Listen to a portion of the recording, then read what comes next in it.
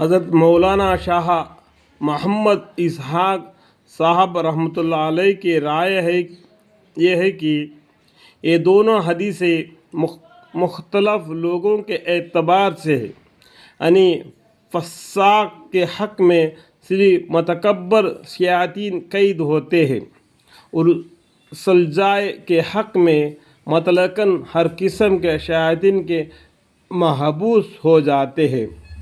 یعنی رمضان المبارک کے مہینے میں شیطان کو قید کی جاتی ہے تو بہت سے لوگ مسجد میں آتے ہیں اور رمضان کے روزے رکھتے ہیں اور اللہ کا ذکر اور قرآن کریم کی تلاوت، اور رات میں عشاء کے نماز کے بعد میں جو قرآن کریم رمضان مبارک میں حافظ امام صاحب پڑھ کے سناتے ہیں، تراویح میں وہ پڑھتے ہیں۔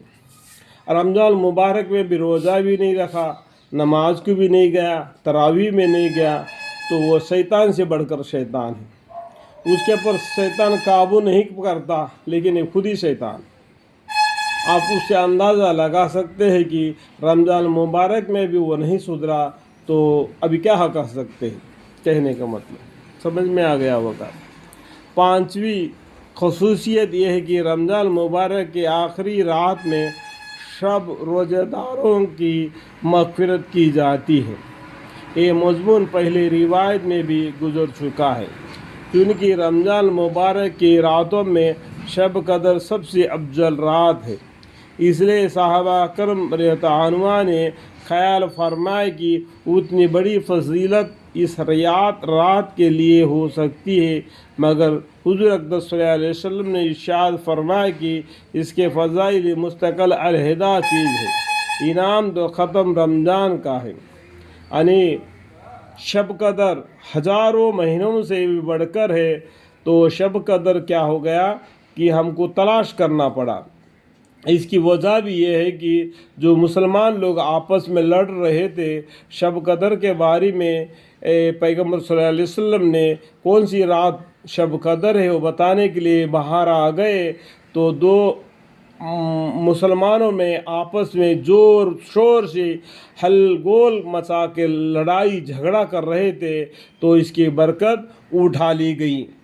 تو اب بتلائے پیغمبر صلی اللہ علیہ وسلم نے شب قدر کی برکت اٹھا لی گئی ہے، آخری طاق راتوں میں شب قدر کی تلاش کرو۔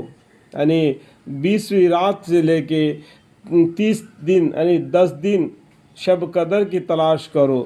وہ میکزیمم حدیثوں میں آتا ہے 21، 23، 25، 27، 29 اور 30 بھی بتایا ہے۔ ہم نے رمضان مبارک کی رات میں بھی عید کی رات میں بھی جاگنا، یہ شب قدر نہیں بلکہ روزے دار کی مزدوری دی جاتی ہے کام ختم ہونے کے بعد میں۔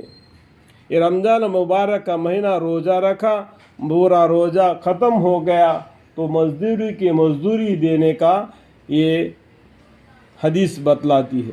اللہ تعالیٰ سب کو سمجھنے کی توفیق عطا فرمائے، آمین۔